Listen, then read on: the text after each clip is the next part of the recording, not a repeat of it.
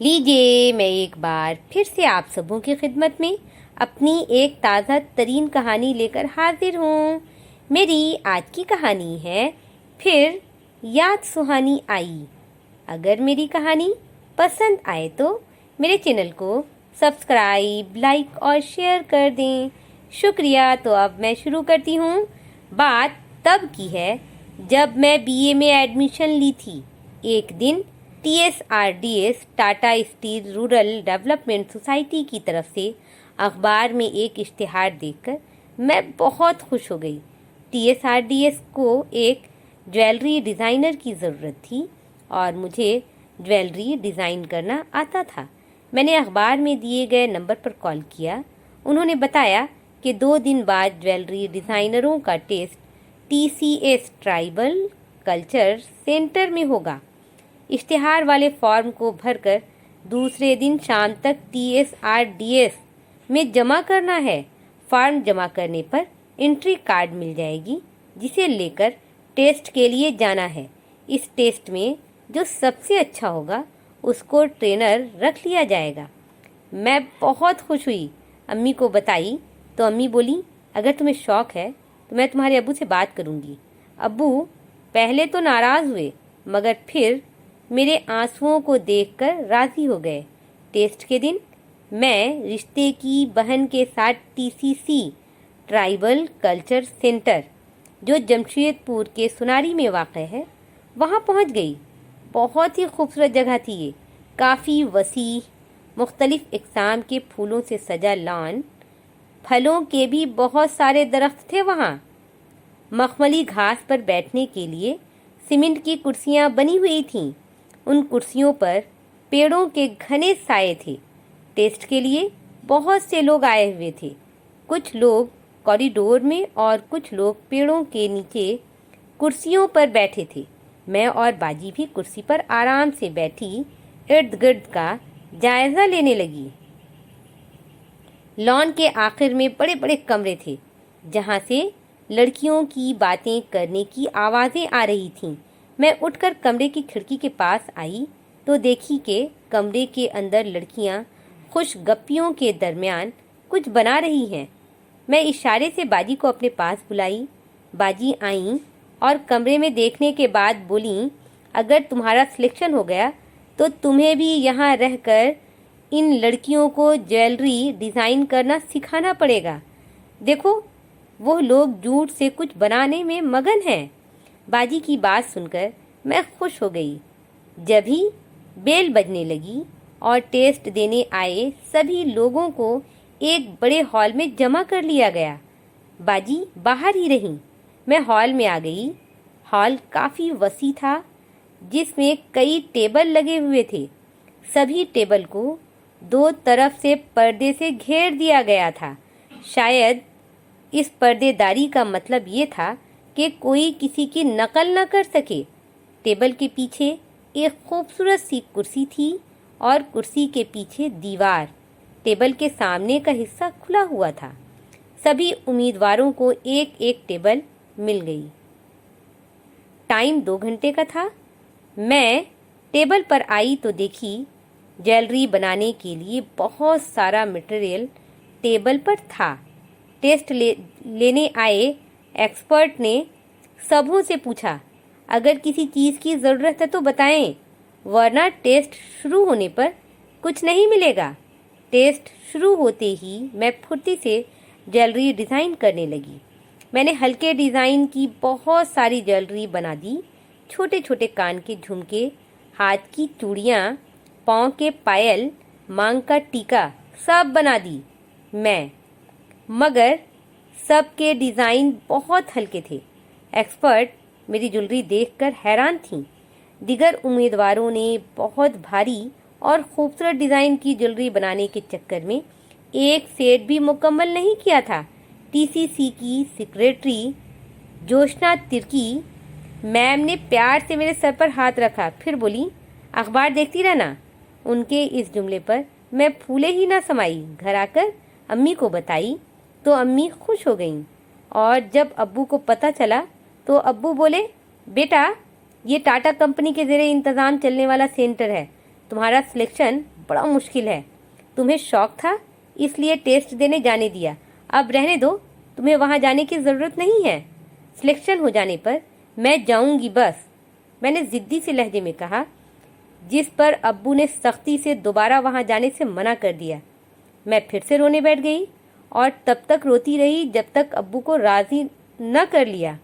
फिर क्या था, मैं तो खुशी से फूले ही न समाई और रोज़ अखबार खंगालने लगी।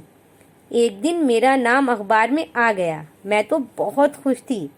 अब तो मैं अब्बू की जान को आ गई, मुझे जाना है तो जाना है बस। लाख समझाया अब्बू ने, मैं मानी ही नहीं। आखिरकार अब्बू मुझे TSRDS Tata steel rural development society लेकर जाने को तैयार हो गए। अखबार और अपने सर्टिफिकेट लेकर मैं अब्बू के साथ चल पड़ी। ये सोसाइटी भी टाटा कंपनी के ज़रिए इंतज़ाम चलती थी और ट्राइबल डेवलपमेंट का काम करती थी। ऑफिस देखकर दिल खुश हो गया। अब्बू के साथ मैं लॉन में बैठी रही। 11 बजे मैंने ऑफिस में अपना पेपर जमा किया। आधे घंटे बाद बुलावा आया। अब्बू साथ जाने लगे तो चपरासी ने रोक दिया। मैं घबराकर अब्बू को देखी। उन्होंने जाने का इशारा किया मुझे, तो मैं चपरासी के साथ ऑफिस की तरफ चल पड़ी। चपरासी ऑफिस के बाहर ही रुक गया। मैं अंदर दाखिल हुई। बड़े से टेबल के चारों तरफ कई लोग बैठे थे, जिनमें औरत मर्द दोनों थे। मैं गुड मॉर्निंग कहकर खड़ी रही। मैंने नकाब पहन रखा था, मगर मेरा चेहरा खुला हुआ था। मैं जोशना तिर्की मैडम को देखकर मुस्कुराई, मगर वो हैरान सी मुझे देखती रहीं। मेरे मुस्कुराने पर भी उनके चेहरे पर मुस्कुराहट नजर नहीं आई मुझे, और सब भी मुझे देखकर हैरान परेशान थे। क्या नाम है बेटा? किसी मैडम ने मुझसे पूछा। जीनत जबीन सिद्दीकी। मैं मुस्कुराई। उस दिन तो नकाब में नहीं थी तुम? जोशना मैम ने मुझसे सवाल किया। नहीं मैम, मैं अभी नकाब की आदत डाल रही हूँ, इसलिए कभी लगाती हूँ कभी नहीं। आज अब्बू मेरे साथ हैं इसलिए लगा कर आई हूँ, मैं साफ गोई से बोली। तो वो मुस्कुराकर पूछने लगी, बेटा तुमने अखबार सही से नहीं देखा था क्या? बाकी सब लोग चुप थे, मगर उनके चेहरों पर हवाइयाँ ज़रूर उड़ी हुई थीं। क्यों? मैं हैरत से उन्हें देखने लगी, क्योंकि ये इश्तिहार सिर्फ ट्राइबल के लिए था। TSRDS ट्राइबल में से ही किसी को ट्रेनर रखेगा, किसी और को नहीं। जोशना तिर्की मैम ने मेरा फॉर्म और दरख्वास्त, जो उनके हाथ सामने टेबल पर था, उठाकर मेरी तरफ बढ़ाई, जिसे मैंने मुस्कुरा कर पकड़ लिया। अब मुझे याद आया कि अखबार में बड़े बड़े हुरूफों में ऑनली ट्राइबल लिखा था। मैं अपना पेपर लेकर ओके थैंक्स कहती ऑफिस से बाहर आकर सीढ़ियाँ उतर रही थी कि चपरासी ने दोबारा बुला लिया।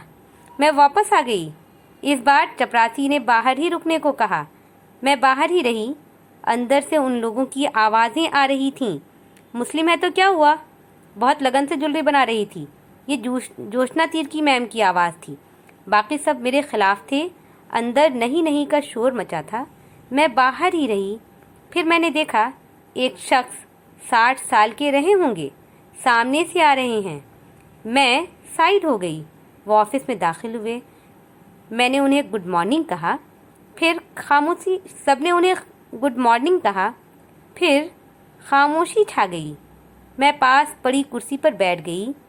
बेल की आवाज़ पर चपरासी अंदर गया और फौरन बाहर आकर मुझे अंदर जाने को कहा। एक बार फिर मैं सबके सामने थी। मैं सर को गुड मॉर्निंग कहकर खड़ी रही। जवाब में वो सिर्फ मुस्कुराए। जोशना तिर्की मैम मुझे देखकर मुस्कुरा रही थी। सर ने मुझसे मेरा पेपर मांगा, मैं दे दी। कुछ देर सर पेपर देखते रहे, फिर बोले, ये सोसाइटी ट्राइबल डेवलपमेंट का काम करती है, इसलिए इन सबों ने तुम्हें ट्रेनर रखने से मना कर दिया है, मगर क्योंकि तुम इस काम में माहिर हो, इसलिए अब तुम TSRDS की तरफ से नहीं, टाटा कंपनी की तरफ से ट्रेनर रहोगी। 10 दिन के अंदर तुम्हें कॉल करके बुला लिया जाएगा। मैं खुश हो गई। मैंने सबों का शुक्रिया अदा किया और खुशी खुशी अब्बू के पास आ गई। अब्बू को सारी बातें बताई तो वो भी खुश हो गए। 10 दिन बाद मैं TCC में थी। खूबसूरत दिन और खूबसूरत रातें थी यहाँ पर। बहुत सारी लड़कियाँ, बहुत सारे ट्रेनर, हर कोई अलग अलग फ़न में माहिर। कोई जूट का सामान बनाना सिखा रही थी, तो कोई मोम के मॉडल और मोमबत्तियाँ बनाना। कोई पत्थर की मूर्तियों को तराशना सीख रही थी, तो कोई पेंटिंग करना, कोई कुकिंग करना, तो कोई टेडी बियर बनाना। सभी ट्रेनर के लिए एक कमरा था जिसमें अलग अलग बेड लगाया गया था और सारी ट्रेनर उसी कमरे में रहा करती थीं। सीखने वाली लड़कियों के लिए बहुत सारे कमरे थे। एक कमरे में 30 लड़कियां एक साथ रहा करती थीं। क्योंकि मुझे टाटा कंपनी ने ट्रेनर रखा था, इसलिए मेरा कमरा सबसे अलग था, एक होटल के कमरे की तरह। मैं सुबह उठती, नहाकर तैयार होती, डाइनिंग हॉल में आती, नाश्ता करती। नाश्ते और खाने में इतने इक़साम की चीज़ें होती कि मैं गिन नहीं पाती। नाश्ते के बाद वर्कशॉप शुरू हो जाता। 11 बजे टी ब्रेक होता, चाय के साथ केक और फल। 1 बजे लंच, शाम 4 बजे वापस से टी टाइम, 5 बजे वर्कशॉप ख़त्म। फिर सब अपने अपने कमरे में या फिर गार्डन में। रात 8 बजे डिनर, खाना खाओ और कुछ देर डाइनिंग हॉल की टीवी पर कोई प्रोग्राम देखो और रात 10 बजे अपने अपने कमरे में। फिर कमरे से बाहर नहीं आना है। वहाँ की ज़िंदगी मज़ा दे रही थी। मुझे कॉलेज जाना होता तो ऑफिस की गाड़ी कॉलेज छोड़ आती और फिर शाम को मुझे लेने कॉलेज आती। वैसे हफ्ते में सिर्फ 1-2 दिन ही मैं कॉलेज जा सकती थी। मैं अपनी सारी किताबें लेकर आई थी टीसीसी, इसलिए मेरी पढ़ाई भी पूरी हो रही थी।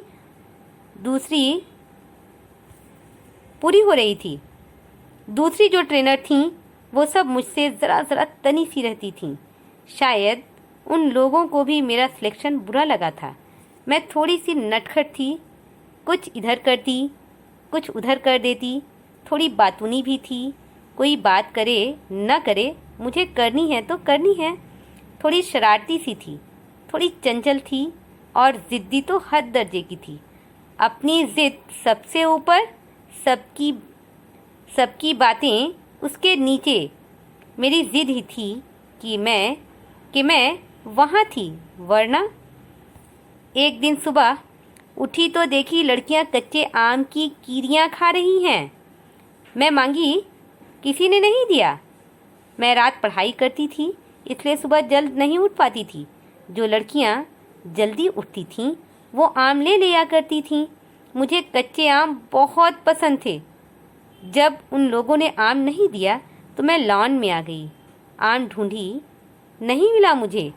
मैंने देखा एक लोहे की सीढ़ी सामने छज्जे से लगी है। सीढ़ी से छज्जे पर जाया जा सकता था और छज्जा से छत पर आम ज़रूर होंगे।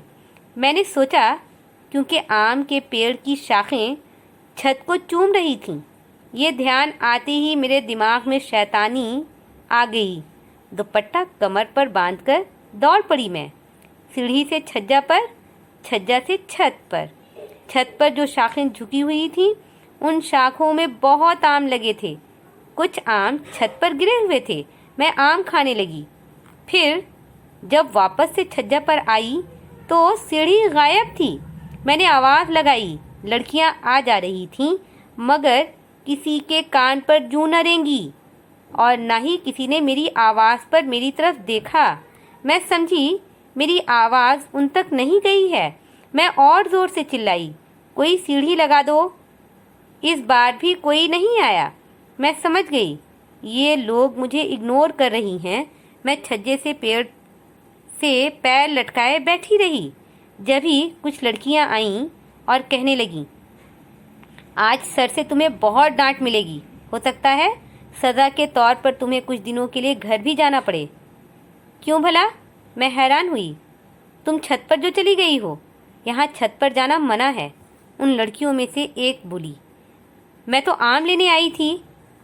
तुम लोगों ने मुझे आम दिया ही नहीं था तो क्या करती? मुझे आना पड़ा। मुझे तो मालूम भी नहीं था कि यहाँ छत पर आना मना है। अब जल्दी से सीढ़ी लगाओ, मैं उतर आती हूँ, किसी को पता नहीं चलेगा। मगर किसी ने मेरी मदद नहीं की। शायद वो लोग भी चाहती थीं कि मुझे सज़ा मिले। मेरी शरारत पर फिर से रंग लाने लगी। जब डांट खानी है तो कुछ आम और तोड़ लेती हूँ।